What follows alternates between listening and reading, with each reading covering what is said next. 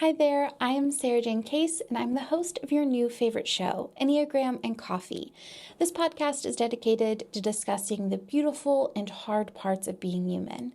We discuss the Enneagram, a personality map that is taking over the world, for increased self-compassion, personal growth, and healthier relationships. Listen to Enneagram and Coffee on the iHeart app or wherever you get your podcasts. Fearing he has put Agent Daybright in terrible danger, Ruhn flees the Autumnal Equiniox celebration, while Bryce and Hunt stumble upon a secret affair taking place in the coat closet. The festivities end early for most, including Hypaxia and Ithan, who seek to contact Connor and instead summon the Underking. Others are rudely interrupted as well, including Ruhn and Day mid-tryst, and Bryce and Hunt by Bryce's sudden ability to teleport. Things come to a head for the crew the next day when Cormac learns some truths about Emile's location that means the boy's far out of his reach. Tharion tries to steal Ariadne for himself, and the crew are lured to the Temple of Erd, only to be ambushed by 3 different entities.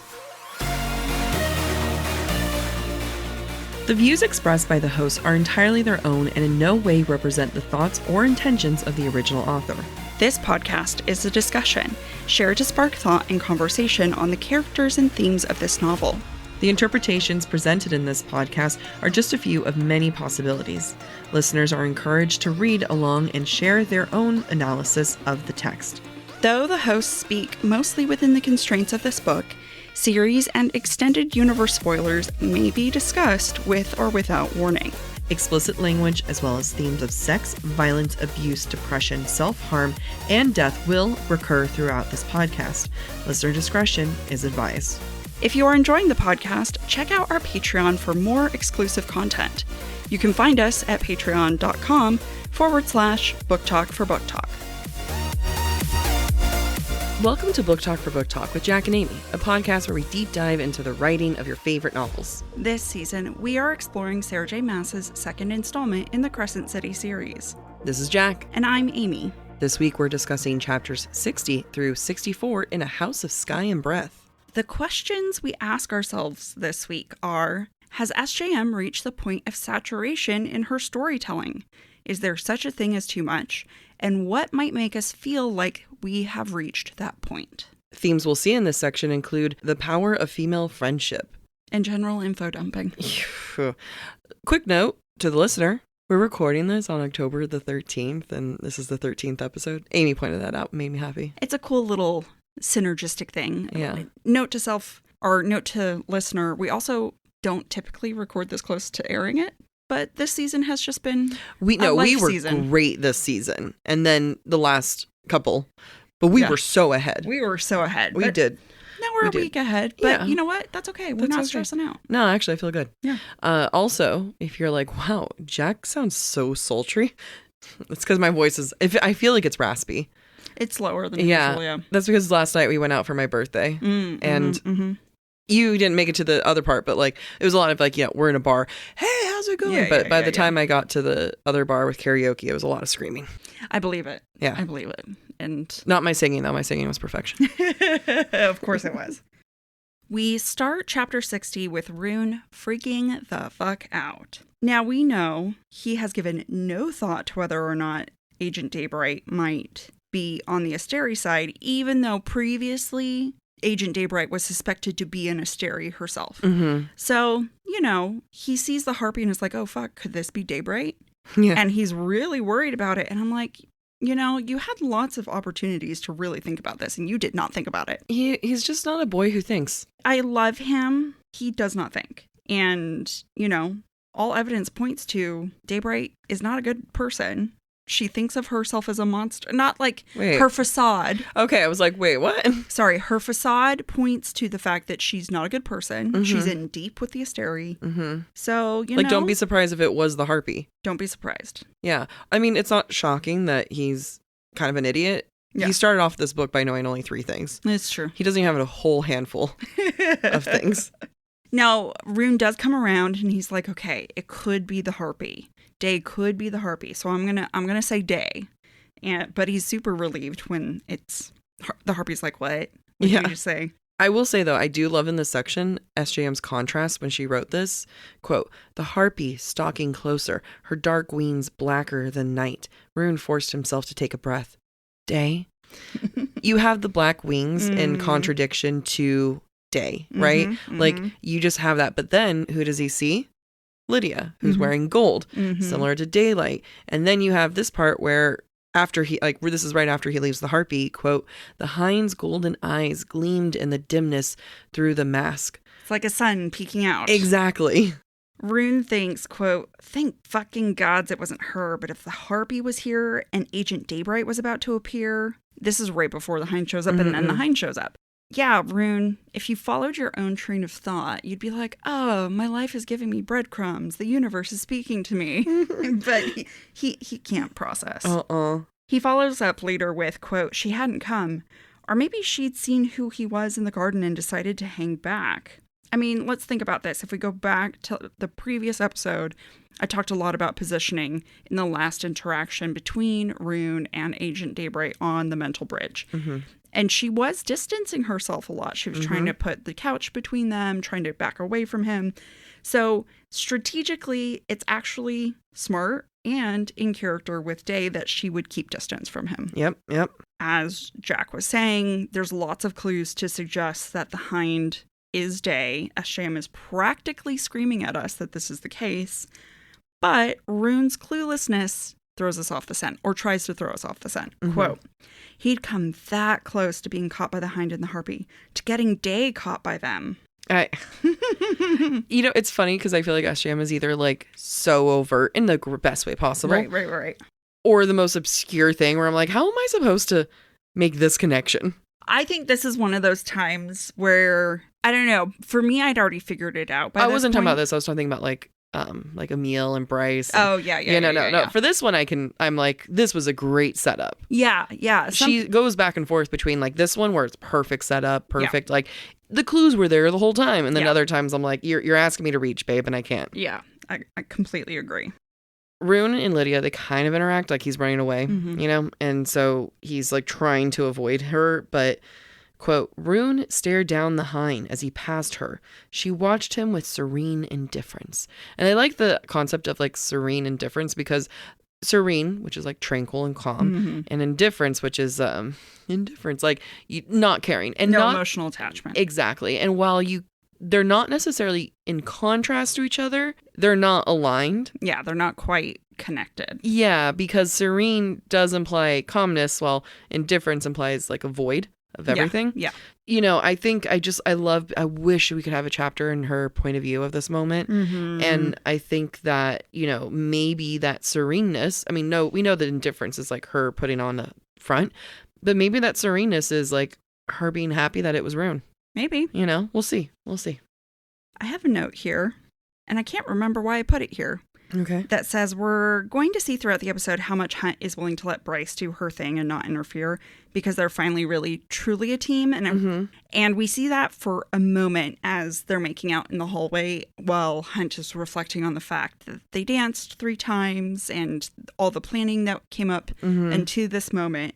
He thinks, quote, "She'd honored him by asking if he'd do this, declare himself Prince of the Fae." So unlike Bryce's expectations, which was for Hunt to flip out, he's honored, he's touched, he's so gratified to be included, which is a complete 180 from him and her fighting about Emile at the start of the book. It's slightly different, right? Bryce declaring herself a princess of the Fae and Hunt as a prince of the Fae is not going to get her killed necessarily in the same way that looking for Emile would. Yeah. But it's important to see that when Hunt feels like he's on the same team with Bryce, she gets all the leeway she wants. Absolutely. And it's like really going to kind of butter him up and butter her up for what's to come. Like, I think that she's going to, what we're going to keep seeing throughout this episode is Hunt being like, wow, she is so royal. She is so queenly without saying the word queen. And now that he's a Fae prince, he can see her, not value, but her ability to step into the role of queen. Yeah. And that is going to help set him up to like set her up. But I think all of it kind of starts with like she's pulling him up at her level. Yeah. Before we get into all this with the Hypaxia and Celestina of it all, I just want to point out that, like, we recognize that we have two queer characters who are caught in the closet. It's a bit on the nose. I get what she was trying to do. I don't know. I don't know how people might feel about the concept of, like, the only, like, two queer characters that we actually, like, interact with being in the closet. Mm-hmm. And if, for whatever reason, someone doesn't know the term in the closet. I mean, I don't know about this generation, like this Gen Z. Do they know? So the term... Are they listening? Are they listening? No, I've seen the demo. They listen. But yeah, so the term, like, being in the closet, it, you know, it comes from, like, having skeletons in your closet, which, like, around the 50s or 60s, it was then usually implied for LGBTQ. And so, you know, you have the terms like they're closeted in the closet. And I don't know if that's, like... I don't know if that's, like, I don't want to say, like, an offensive term, but it's a, you know, it's a sad thing. It's always, like, you know, especially when you consider just a sad fact. 2019, Yale School of Public Health estimated that 83% of LGBTQ around the world do not reveal their sexual orientation. I just want to point that out because I feel like it's sad when you have these two characters that have to hide. And, you know, there's going to be a conversation between Bryce and Hypaxia here. And, you know, if any listeners going through that, you're loved. You're loved here for sure. Yeah, and it's okay, whatever your status is. Mm-hmm. You know, everything actually, at least in English, revolves around this idea of being in the closet because they talk about being out because you're out of the closet, right? Exactly. It's very hard to find other ways to talk about it that aren't about the closet. Yeah. Which makes me think, I used to be a little bit annoyed about Celestina and Hypaxia in the closet, and then I wasn't annoyed, and then right now I'm thinking, where else would you put them that wouldn't be more offensive? Because if you put them in a bathroom, that's kind of offensive. Is it? I think it's gross.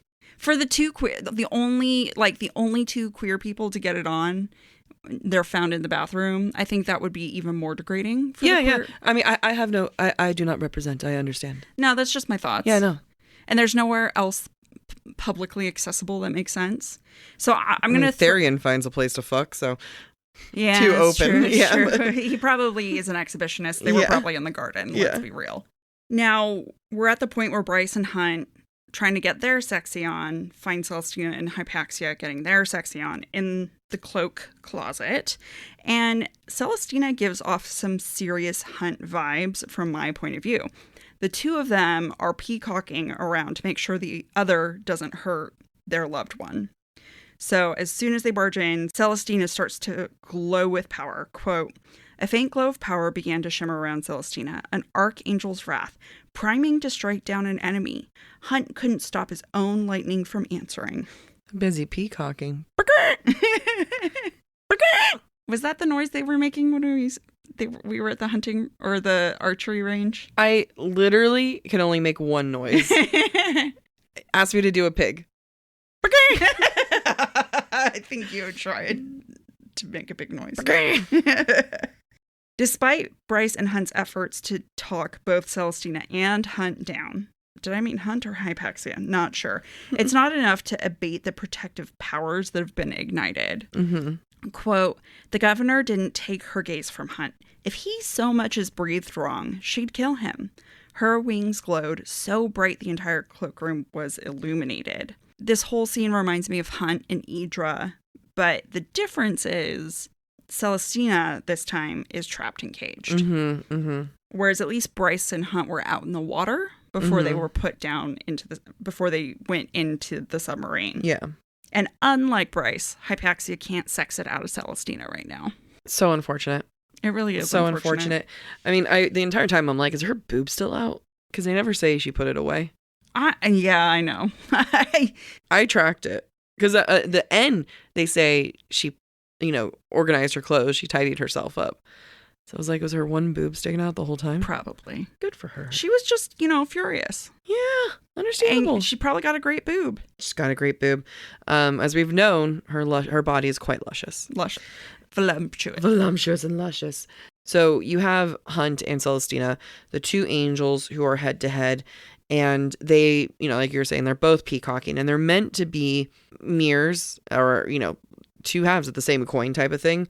Quote, "If he so much as breathed wrong, she'd kill him." Hunt grinned, though. She could try to kill him. They're both ready to throw down. Like, they have no problem going into this being like, no, let's burn this all. I'm fine. Yep. And they're of, the same mind, versus Hypaxia and Bryce. Quote, power to power, female to female, governor to, princess wasn't the right word for the expression that came across Bryce's face, the shift of her posture. Another word formed on his tongue, but Hunt didn't let it take root, didn't let himself think of all the deadly implications that other word would entail. Hunt wants to call Bryce a queen, but he can't, because words have power. Words can be anarchy and, going against the system. Words can be deadly, as he says. And we've really spent this whole season really like revving up the concept that titles have power. Yeah. And we've gone through different variations of this. Like sometimes the power is too much, and sometimes it has power on people. Sometimes it brings fear. And now we're starting to see like queen could be a whole other level to this. It's been teased out, and what I like about this though is that it was another woman to tease this out of Bryce. Like this this queenliness. Yeah. It was brought by another woman, not by some douchebag guy. Yeah. Which I do appreciate on SJM's part. Yes. I also find it interesting that this entire book has been about Bryce resisting her princessness. And the moment she accepts her princessness full on, and she's officially decreed as a princess, we're now thinking queen. Yeah. Like the titles are always moving one step faster than Bryce moves, which is an interesting to think about. I love that. And I think that what that says is Bryce has always had it in her. People have always viewed her as what she is. She just takes a while to come around to that reality. But also, Hunt's about to get fucked. So, of course, he thinks his woman's a queen. She's a queen. She's a goddess. Oh, my God. This is the best thing ever. I appreciate it, though. I do, too. As we've been saying, Bryce has just become a true bona fide princess with a prince of the Fae male consort. And immediately, she is willing to share her power and her status for the benefit of others. She tells Celestina and Hypaxia, quote, if you two want to make a gamble with each other, say fuck it to the arrangements with Ephraim and Ruhn. Then I'm with you. We'd have to go against the Asteri, but look what I did tonight. Whatever I can do, whatever clout I have, it's yours. For me, it's a little presumptuous of Bryce to think that just because she was able to fool her father and maneuver things tonight, that she would be able to help these two women who are in illicit relationships on many levels. That was decreed by the Asteri. Yes. So I understand what Bryce is saying. Royal clout counts for something, but at the same time, not really right now, Bryce, in this context. Yeah, I think it's just a thing you say. Yeah, just trying to be supportive. Yeah, like, hey, whatever I can do to help. Happy to help, Yeah. But I totally see what you're saying. It's like, whatever cloud I can throw. It's like, okay, Bryce. Thank you. I do want to look a little bit more into Bryce's speech that she's saying to Hypaxia and Celestina. Quote, I'm no one's prized mare. I took a gamble with this idiot. She jerked a thumb towards Hunt, who gaped at her, and luckily it paid off. I want to say that this moment, I talked about it in therapy. Like, it changed my brain chemistry, where I was like, yeah, like, why can't I? Because I started, I'll tell you later. Okay. But I was like, yes, I love this idea of, like, treat every guy like an idiot you took a gamble on. Yeah. Even the good ones. Yeah. But ultimately, though, this is Bryce staying true to herself and saying, like, she doesn't need Hunt. Yeah. And she's also said that consistently before, too. Yeah. Yep. Because she's an independent woman first. Now, Celestina is mostly appeased by this exchange, but I'm not quite convinced that that's true. Quote, like a setting sun, the Archangel's power dimmed until only her silhouette glowed with it. Celestina, throughout the remainder of the scene, continues to glow, even though she's abated that power, even though she's drawn it back so that she's able to speak, she's able to interact. The power is still there. She still feels threatened. Yeah. And you can see the remainder of that glowing constantly. To me, this foreshadows her inability to fully trust Hunt, to not get Hypaxia in trouble with the Asteri later, which has consequences for everybody. The glowing is still even there at the end of the scene when Celestina tells Hunt that love is a curse that she can't get free of. Oh, that's sad. Which is very telling. Yeah.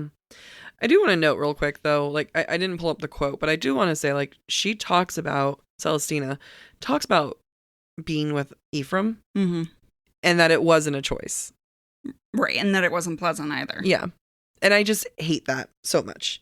I just, I just want to, like, there wasn't much to analyze because I think we've talked about that quite a bit. Yeah. But I want to recognize it, that she recognized it. Yeah. And maybe, and hopefully, like, Hunt was like, what? No, he didn't say that. But, yeah. So things are resolved, right? Tensions are eased.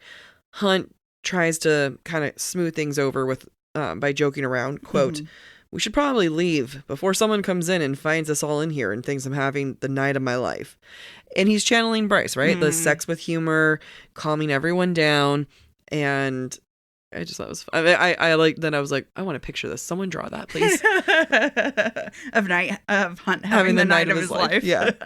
So going back to those final words that Celestina says to Hunt, though, that she wants to be free of her relationship. And Hunt's surprised by that. Like, you want to be free? And she says to him, every single day. And this is the difference between Celestina and everyone else. Even Hypaxia. These are the other people are the ones who go head to head with the Asteri. Yeah.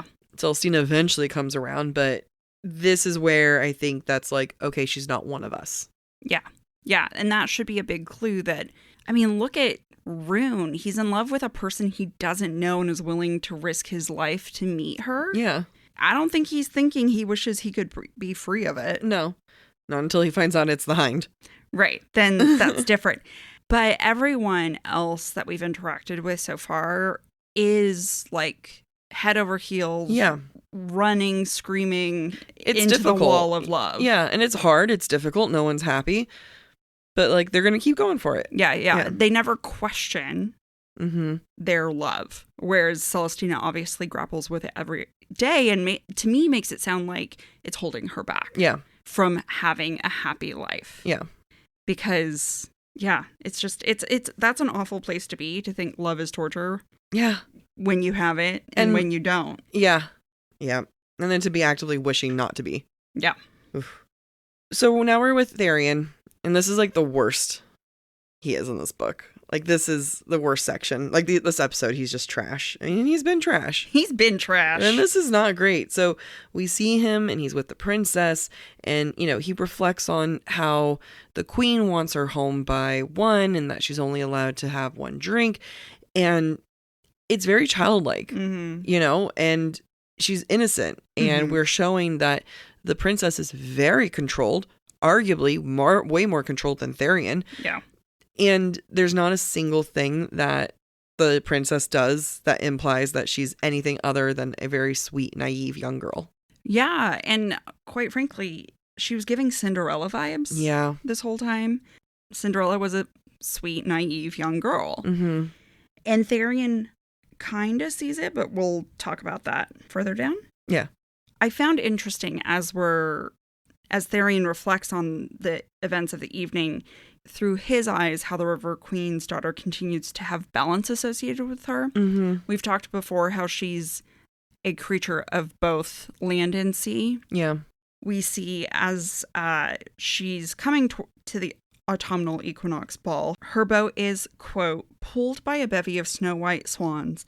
Tharion hadn't failed to notice the Sobex lurking 50 feet beyond them. Another way to put this is the River Queen puts on a beautiful front and is deadly behind, behind the facade. But I don't think that that's true for the daughter. No, I mean, it goes like the swans, like it is giving back to Cinderella vibes, like she's in a pumpkin turned into a carriage. Yeah. And to me, I was like, oh, and the Sobex behind, as in her security. Because she's a princess. Yeah.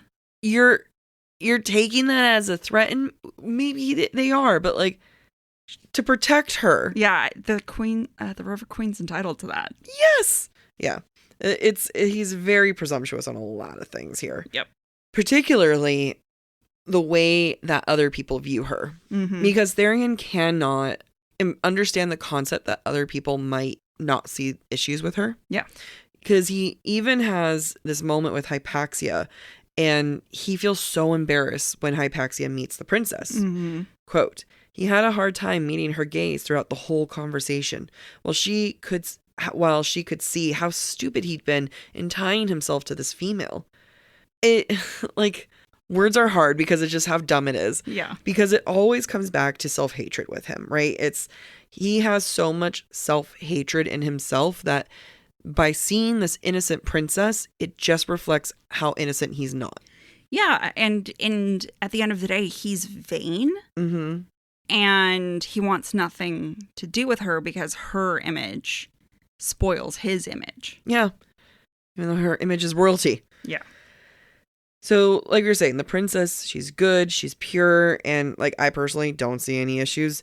And it's just a reminder, he's a horrible person. But it takes Hypaxia being nice in order for Tharion to be like, wait a minute, maybe she deserves happiness.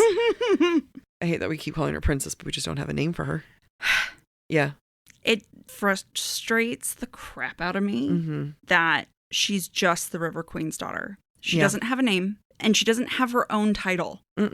She's not Princess of the River. No, River Queen's daughter. River Queen's daughter. She is a possession. And I don't know if I can... I mean, I understand maybe why from Tharion's point of view, but of all people, he should know her name. Yeah. And I don't know if I can forgive SJM for that one. If this was all done intentionally, right? If this was done with the intention of, like, Tharion has so much self-hatred, he genuinely can't even look at this, at the daughter, because she represents not just his mistakes of, like, wow, I shouldn't have slept with her, but his mistakes of, as a man, of being a bad man, and he can't even, like, fathom being able to say her name.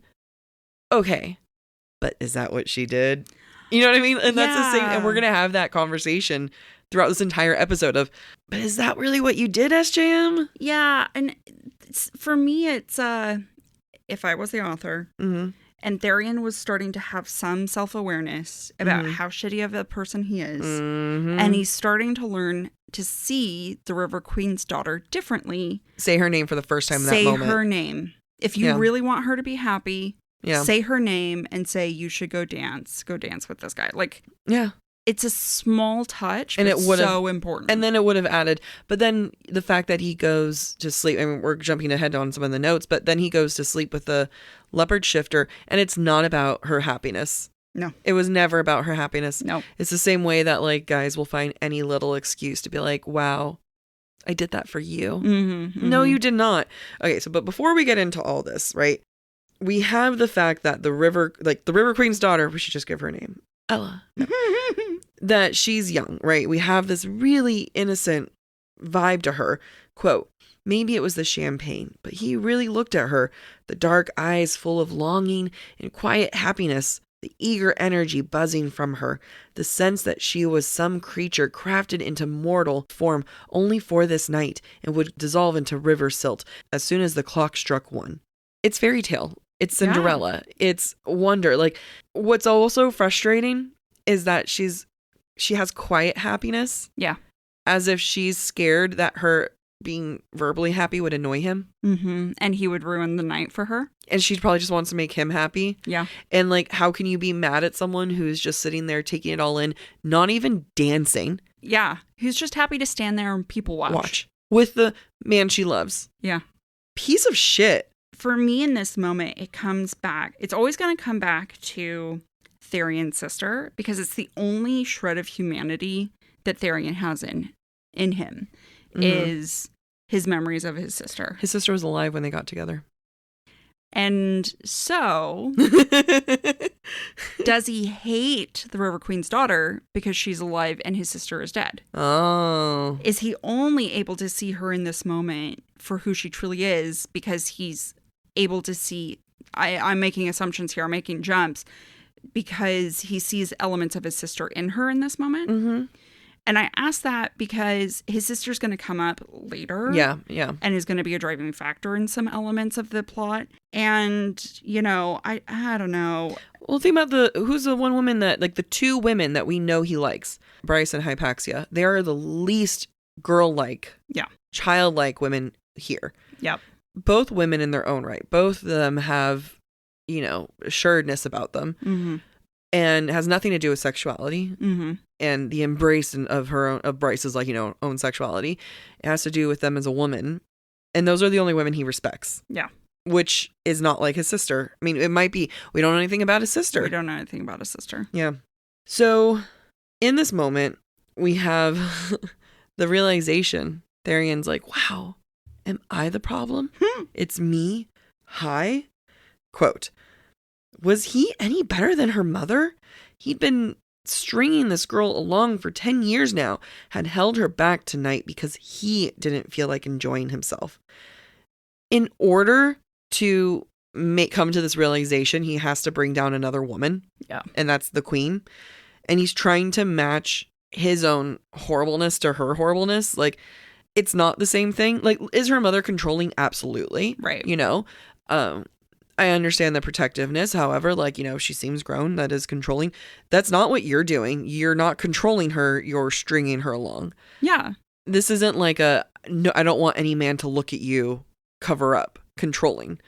No, this is, I'm miserable with you and I'm going to make you as miserable as I am. Exactly. And you cannot, it's like, wow, this other woman sucks. That's why I'm allowed to kind of suck maybe too. And again, the self-disgust, but there's not self-ownership. So then we have his final solution. He's like, you know what? I'm gonna really solve this night. I'm gonna have her dance with the security guard. And then I'm gonna go fuck a leopard shifter in the garden. And he was just like he's like applauding himself as he does this too. He was like, wow, I did this for her. Yeah. I'm gonna do this for her. It felt a lot like a self-sabotaging moment. Oh, absolutely. Because he knows there are consequences to his decisions. We have not seen him sleep with anyone. Mm-mm. Mm-mm. And as far as it seems, and it's been implied, he hasn't slept with anyone. Right. He hasn't had the option to. Yeah, because he keeps thinking about when he was with the Ocean Queen's people, mm-hmm. and he really liked that one captain, and he was like, oh nope, I have to thinking about the River Queen can't do anything. Yep. And then feel like I'm gonna go sleep with someone for the first time in maybe 10 years. Yeah. In the garden, in the same party. We assume the garden. No, he says garden. Oh, does he? Yeah. Oh, okay. No, he says it. Damn. Yeah. Where everybody can find him. Yeah. Someone probably has it on TikTok now. Send me that video. And now a word from our sponsors. We then move to chapter 61, and that starts with Ithan being a dumb, oblivious boy, because that's exactly what he is. He observes that Hypaxia had, quote, complained of some stomach cramps and had left the party for about 20 minutes, returning pale-faced. We know that's not the truth because we've seen otherwise, and also, you're a bad guard. Yes. Shouldn't you have followed her to the bathroom? He doesn't stop being a bad guard. No, he does not. Yeah. Ithan and Hypaxia go to an olive grove on the outskirts of the city to summon Connor. This is an interesting choice. If we think about olive trees, they're symbolic for peace, reconciliation, as well as birth. They're sometimes called the tree of life. And for me, it's a very Jesus connection. Mm-hmm. This is the autumnal equinox, which feels like the opposite of Easter, which is tied to the lunar calendar. And around Easter is when Christ went into the outskirts of the city to an olive grove to pray for everybody's sins right before he was crucified. So it's almost like it's doing it on opposite on purpose. Yeah. There are some weird things going on with the choices in this scene that make me very, very confused. Yeah. I think it's supposed to be ironic. It does feel ironic, but I also have questions, which you'll see momentarily. But I feel like SJM is trying to do something, and I'm trying so hard to pick up what she's putting down. Is this meant to be in distinct contrast to spring equinox, which is a representation many times people have with Easter and Christianity, and is that what you're trying to do? I mean, it could literally just be her being stop looking into this, bitches. However, even if we were to remove that aspect, there's still a lot of questions. So let's start with the fact that Hypaxia draws a 6-pointed star, like the Star of David, which is a Jewish symbol. Hypaxia describes it as a symbol of balance, two intersecting triangles, male and female, dark and light, above and below, and the power that lies in the space where they meet. Now, I know this is not strictly just a Jewish symbol. This is, the six-pointed star is a symbol throughout history. Yeah. One of my questions about this star and its incorporation, though, is Hypaxia is very focused on the male-female light dark. Mm-hmm. Is Hypaxia unable to access the magic she needs? We'll read the quote. And the power that lies in the place where they meet? Yeah, the two intersections, male and female, light and dark. I already read it. Oh, did you? Mm-hmm. All right. I read it before. Oh, I wasn't there. You were thinking. I was. Sorry. No, it's okay. So the question is, we just discovered Hypaxia is in a homosexual relationship. Yeah. With another woman. Mm-hmm. For Hypaxia, there is no power between male and female. Yep.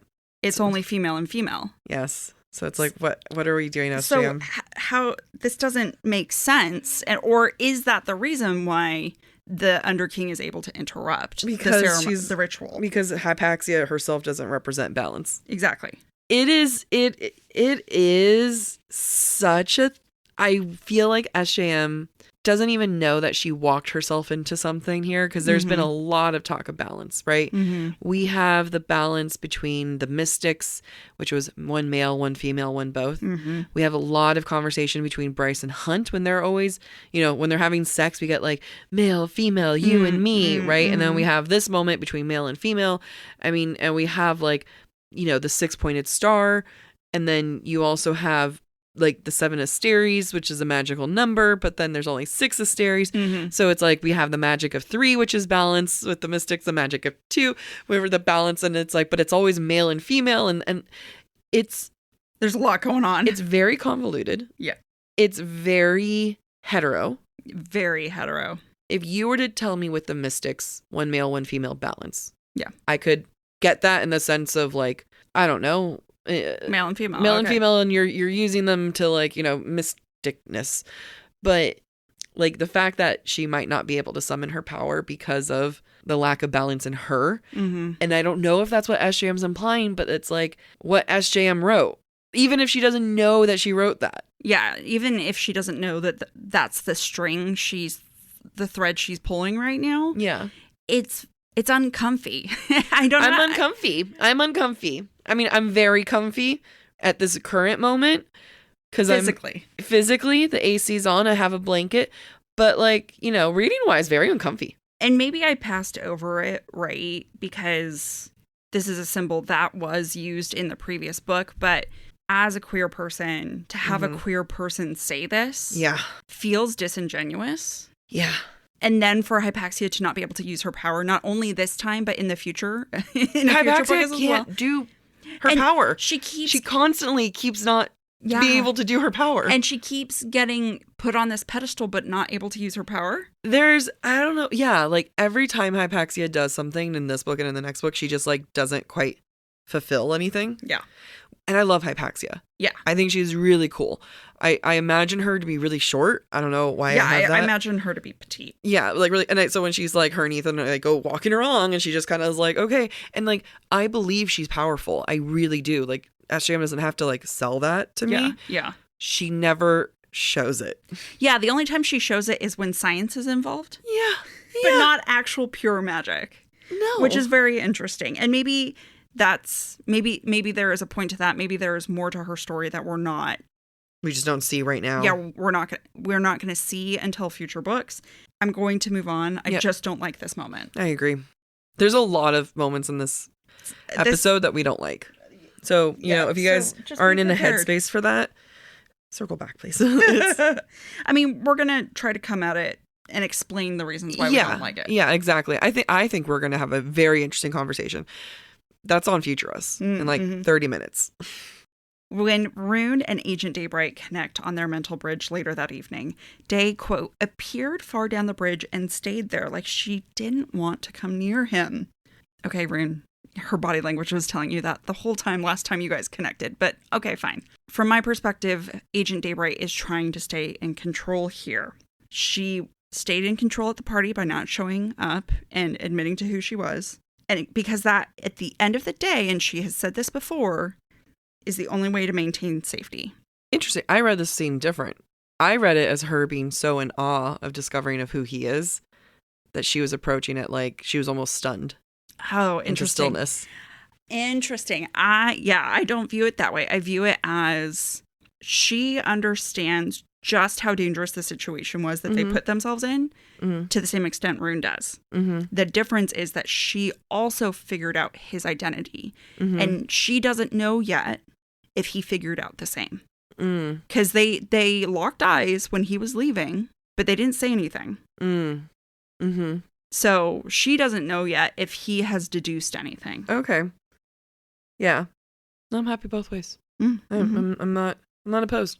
She also admits, quote, I saw you, saw the threat too, and stayed away. The only way I view this right now is that Day has all the power. She has the information about Ruhn, where Ruhn does not have information about her. And she is controlling this interaction. Just the same way she was able to control whether or not she was revealed at the party. And I'm not saying that that's a bad thing. That's just how I'm viewing the dynamics right now. Yeah. Kind of like I was saying, where I was like, I view this as a moment where she's like stunned, speechless by him. And I think part of the reason why I felt that is because like, you know, she says to him, like, I saw you, like, I know who you are. And then she calls him by his name, and Ruhn says that it, quote, rocked through him. And then you have this quote, say my name again. She came closer. Ruhn. Her flames parted enough for him to get a glimpse of a smile. So like, there's a certain amount of excitement, you know, in there, but like, not that she's not afraid. I mean, Lydia is the smartest person in this entire book, and I'm going to include Bryce in that. Yeah. And I have no doubt what you're saying, where she's like very much aware of the consequences and everything. Yeah. Which at this moment, I would, I wish she would just told him. Yeah. Who she was. Yeah. But based off of his next comments, I understand why she doesn't. She chooses in that moment to lie to him and say that she's left. Yeah. Now, again, she's trying to protect her identity. There are greater things at stake, including her children. I understand the attempt. I also understand the excitement. Like, if they are both assuming that this is their mate, of course she's excited to know who it is. Yeah. And so I understand the irresistibility of that. And as much as I love their interaction and, you know, I'm excited for their future sex scene and all this stuff, it's another uncomfy moment for me because... Interesting. Can you explain more of the uncomfiness while I adjust my seat? Yeah. Okay, so explain to me, now that I've adjusted my seat position and I'm sitting in this chair in a strange way, what parts make you uncomfy? Make me uncomfy too. Right now, even though she is excited, even though she acknowledges she knows, she could have lied. She could have never acknowledged who he was. So to some extent, it's irresistible for her to be able to do that. And yet she's still willing to lie to him, still trying to keep him at a distance, still trying to say, I'm gone. You can't see me. I'm not here, which we know to not be true. But he knows that I mean, the fact that he calls it out. He calls it out, which is fine. But she still had the intention of lying. Yeah. She still had the intention of withdrawing. And again, it's about safety and whatnot. But you don't like that she lied to him? I think for me, it's... I'm like, there's been a lot of other lies. No. And there's going to be. And that's going to be part of the uncomfortable part of it, right? It's also that she knows if you give this man an inch, he's going to take a mile. So it's she is almost... And again, I love Lydia. I love Lydia with Ruhn. But there's something about this where her instinct for safety is being overridden by her need for him to, like, figure it out. But she won't give him the information to figure it out. Okay. So I'm trying to, like, compare it to, like, whenever I felt uncomfy about, like, Bryce and her parents or just, like, anything. I'm like, just, like, you know, just give him a little bit more, right? Or Cormac, which I'll complain later today. It's just the, like, just give him an inch more type of thing. Yeah. That's fair. Yeah. I mean, I get it. Like, I think just to reveal who you are. And I know she can't. Yeah. But, like, it could also be beneficial if she did. Yeah. I don't know. I think my mind is colored by the fact that there's a lot of other things I don't like in this episode. And that so is I'm just fair. I'm just like, let's just. I'm just not able to enjoy it right now. Yeah, this is not an episode of a lot of great choices. Yeah, so let me just stop by saying I love these two. I know why Day cannot reveal any information. I still wish she had. I know. There is a moment where we do get to see Day's insecurities. Quote, "That would have been awful for you, to have me be someone you hate so much." And Ruhn says, "It would take some adjustment." And I think this also bothers me. Yeah. On one hand, he tells her, yeah, I might be upset if you're someone who I should hate, and I have to get over that mental fuck. However, she's also practically warning him, you're going to hate me, so you need to figure that out. Like, he's so mad. Like, he said with the harpy, I'd have to, I would have to adjust. The harpy is worse than the hind. Yes, and objectively, the hind's so much prettier. Yeah. He's such a baby. Anyway, let's move on. He's filled with lies. That was my sit on a throne of lies. There is one moment that made me smile because this is the first time I noticed it. I think we get a clue that Lydia was paying attention to Ruhn before she knew Ruhn was knight. Yeah. Which implies that she is attracted to Ruhn, which is why she's kind of like, ooh, Ruhn. Yeah. I know about you. I know you're a good guy. I know you're attractive. Mm-hmm. And that matches up with the person I interact on this mental bridge. So I'm not mad about it. Day tells Ruhn, quote, "You're engaged to Queen Hypaxia. You danced with her like it wasn't complicated."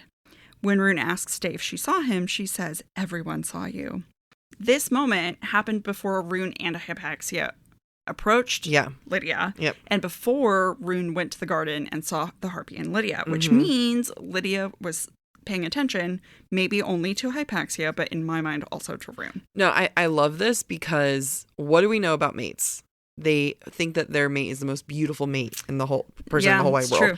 That was even Ruhn's reaction when he saw Lydia for the first time. He says this was the most beautiful woman he'd ever seen. Yep. That must have been Lydia's thought too when she saw Ruhn for the first time. Was like, holy smokes, this guy's a hottie. Yeah. And think about the other interactions. The fact that when they were in the water at Idra, and he's like floating along, and and so she's probably like, "Ooh, you float so sexy." Yeah, exactly. She's like, "Ooh, I like it. I like it when you look like a buoy." Like, buoy on over here. That's the worst pick line ever. We don't know. I haven't tried it yet. Yeah, okay. Let me know when you try it. I will. So it's like it must have similar reactions where it's like, oh, like she's probably checking him out. Like I think she 100% was checking him out. Yep. She might not have even known that she was attracted to him. Yeah. As much. Yeah. I completely agree. Yeah. They finally kiss. There's not too much to, analyze for this part. But I think we quote the cute moments. Ruhn lifted her chin and kissed her. Flaming fingers twined through his hair, tucking him close, and Ruhn slid his arm around a slim, curving body, hands feeling her ample backside. Fuck yes. Just very on top, like very on point. Yeah. So quick trigger warning before we go into the next topic. We're going to talk a little bit more about consent and assault, and because at this point Lydia is pulled away from Pollux to be forced to have sex again. And each time it happens, the realization of, oh, this is uncomfy, keeps happening, and this is a very uncomfy moment. Now, it dawned on me while I was taking notes that I think this might be the third time that Day has been woken up by a man in her bed who wants to have sex with her, who we know is Pollux. I don't remember the first time.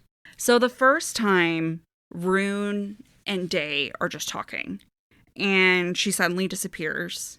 Like, she goes, looks behind her and disappears. Oh, yeah. And then she comes back, and she's like, oh, the man I was with just, asked to have sex. Oh, I knew that moment. Okay, so what was the second point then? So the second one, it happens again, and she sounds like she's in pain, and he runs down the mental bridge. Was that not the same thing? I don't think so. Those were not two separate times? I thought that was one time. I think it's... Because the time that he goes running down the mental bridge, because then they meet up again and they're like knee to knee bowing to each other. Yeah, so pinpoint the first time. Okay, I'm not going to look it up right now. But here's what we're going to say. Either this is the third time or the second time. And which, to prevent a third time from happening, Ruhn's going to claim her for himself. Well, he doesn't prevent it from happening again. Or does she? No, I'm trying to remember. After, reading in the future is going to be great. I'm trying to remember if after they have sex, like Ruhn and Lydia, does Lydia have sex again with Pollux? Say that again. After Lydia and Ruhn have sex, does Lydia have sex again with Pollux? In this book? Or even in the next book? I think she does in the next book. I'm trying to remember, because there's one point where she says she's on her period. Right. And I don't know. Good point. Okay, I gotta stop. Okay. We'll come back to it. Maybe we'll follow up in a Patreon episode. Patreon episode, or wait till someone tells us. Either way, whether this is the second time or the third time, it's all building up to the sex scene between night and day on the mental bridge. And to me, it makes it feel like that scene is almost inevitable because of the mounting tension between day and night, and because she keeps getting pulled away. Like, it's only natural that Ruhn would be like, now we're going to have sex. Yeah, but it's more heartbreaking, because especially like this time where, quote, Day whipped her head back to Ruhn and flame rippled pleading eyes of solid fire. I'm sorry, she whispered and vanished. I feel like it's one of those apologies that she knows that she's about to have sex. Probably, like, definitely forced. Ruhn knows it. And I hate that she feels like she has to apologize to him. Yeah. Like it's a betrayal of some kind. Yeah. I mean, I don't think Ruhn feels like he needs it. Right. But it's just more of like, it's the kind of thing that hurts in writing that I would write. Yeah. I also, so let's ask a different question. We don't have to discuss this, but there is a question of, is Ruhn capable of fully consenting to kissing Day? I know he initiated it. I know they kissed. I know they're into it. But if he doesn't know her identity and she knows his... We've had this talk before about something else. During summer book club. I think so. We had this topic. We had this question a couple times. Yeah. Especially during From Blood and Ash. Yes. Yeah. Can you consent when you don't really know the person's identity? And the answer is no. The difference is Ruhn knows he doesn't know her identity. Yeah, and that's the huge difference. It is a huge difference. Day isn't lying to him. Right. Day is actively saying, "I'm not going to tell you," and he's like, "Cool." Yeah. Tell me less, please. Yeah. Can I kiss you again? So that is the huge difference. Is like, one, she's not lying to him about her identity. She is significantly withholding it. And he's consenting to her withholding it. Exactly. So we're back to Lydia being amazing. I do love her. Bryce and Hunt finish off the party by going to a dive bar in the old square. And they're all dressed up. Quote, they headed to a dive bar in the heart of the old square where they proceeded to play pool and drink whiskey and their ridiculous finery. And it's rebellion of both sides of them. And if you think about it, like, they kind of have to rebel from both sides. We have the obvious rebelling from the royal stuck-up side of everything, but they also have to rebel from that casual side too, because they're going to still be photographed on the street. There's a lot of things that they were neither of them were accepted. Yeah. He was a slave. She was half human. Like, neither, they have to rebel on both ends. And this is a perfect moment. And then, like, they're able to use the power of clothing to rebel. I honestly feel like this is them at their truest selves. Agreed. They're capable of being important, having these big destinies, and hanging out in dive bars and drinking whiskey. My mom and dad got married in Vegas, and my mom said that afterwards they went, like, down to the casinos to gamble, and she said that she had the most fun just walking around in her gown, like, in her bridal gown, just going around. Everyone's all dressed up, gambling, having fun. And I love the idea of that, of like, okay, we're gonna just go party now. Yeah. Once home, Hunt and Bryce are debriefing, and Hunt is very into Bryce's feet, and this was the first time I was like, okay, yes, confirmed foot fetish. I mean, he keeps biting her feet. He bites her toes. He bites her toes. I'd kick his face so hard. I would hate this. Yeah, no, I already have a cat who bites my toes. I don't need a man to bite my toes. I just would I'd be so busy being in my head of like, it's calloused. I'm sorry. I haven't had a pedicure in a couple of weeks. Did I sweat too much in between my toes? Oh, I didn't even think about that. I have a weird gap between my big toe and the second toe. I'd be more worried about, like, is there toe fungus in between my toenail? Don't suck on my toe. Oh, no. But, I mean, he does tell her, like, Bryce does ask him, do you have a foot fetish? And he goes, no, I have an everything Bryce fetish. But what I'm hearing is that's not a no. That is not a no. Hunt does also tell Bryce that he likes to be seen with her. She clarifies, quote, you liked staking your territory? Hunt says, yeah, I've never had that with anyone. And this is what I feel is tragic. Mm-hmm. And it explains a lot about how important it is for him to be on Bryce's team and for Bryce to publicly acknowledge him. Mm-hmm. It's the first time he's been acknowledged by a lover. Yeah. It's the first time he's been... And on top of that, he's being treated like an equal, which was never the case with Shahar. Yep. He's on a team and his teammate wants the world to know that they're on the same team. And for whatever reason, that surprises Bryce. I don't think Bryce can fully understand just what it's like to have been only a soldier and a slave. Yeah. And I mean, again, he's only a few months shy of like being a free citizen.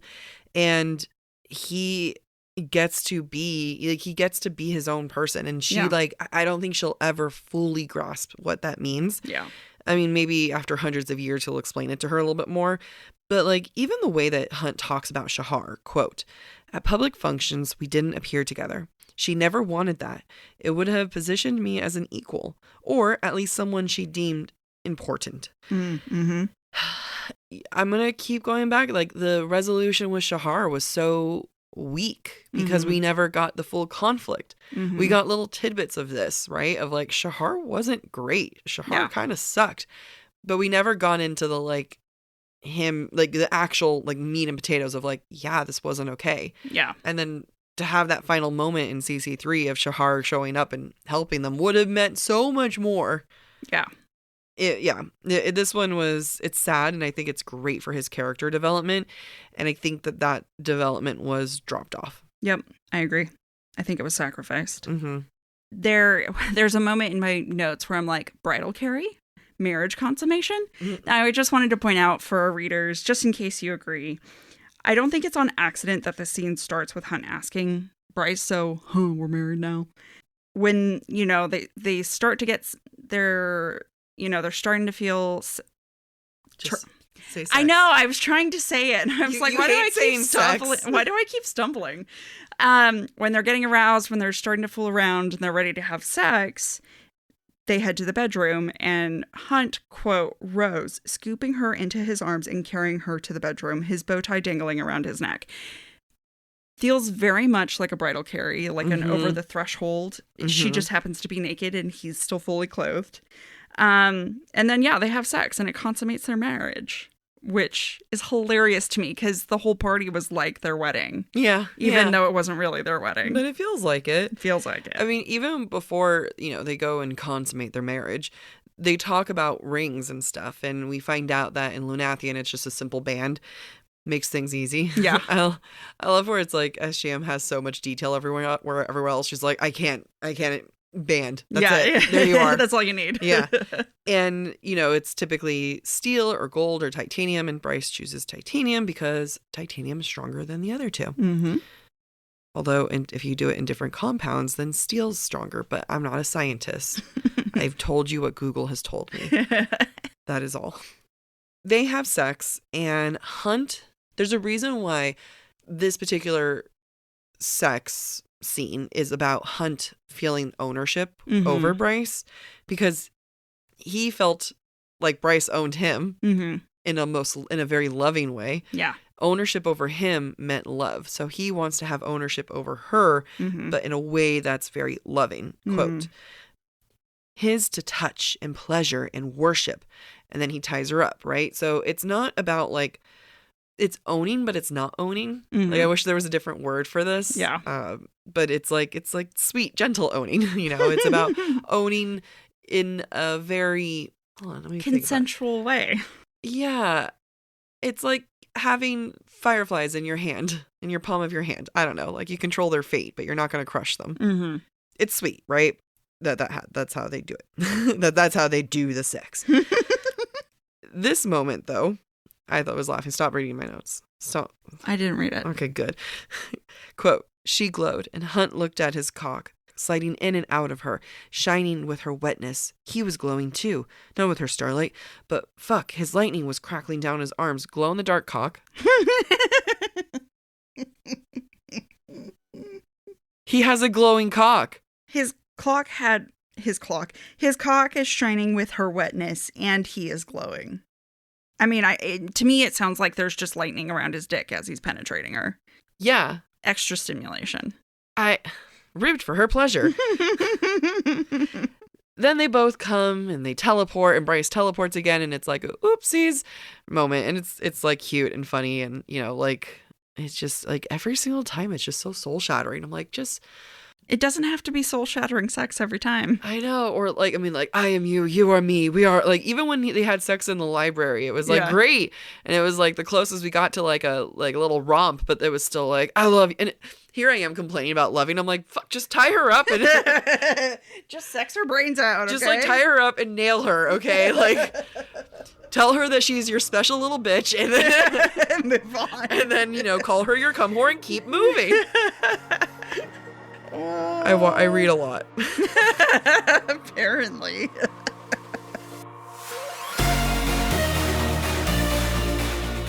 Thank you for listening to part 1 of this week's episode of Book Talk for Book Talk with Jac and Amy. Stick around for part 2, which airs on Thursday. We encourage you to rate and subscribe to our show on your preferred podcast listening platform. We would love to hear your thoughts based on today's conversation. You can submit your comments to our forum at booktalkforbooktalk.com for a chance to have your feedback discussed during a future mini episode or on a Patreon exclusive episode. If you're enjoying the podcast, please visit our website, booktalkforbooktalk.com, to view our latest merch and learn about supporting the show through Patreon or Venmo. You can follow us on TikTok or Instagram at the handle booktalkforbooktalk. Bye. You monster. I saw you breathe, but you didn't look at me. Monster. It just slipped out. Goodbye. Can't look at you. Can't we say it together? No. You ruined us. We'll never be the same again.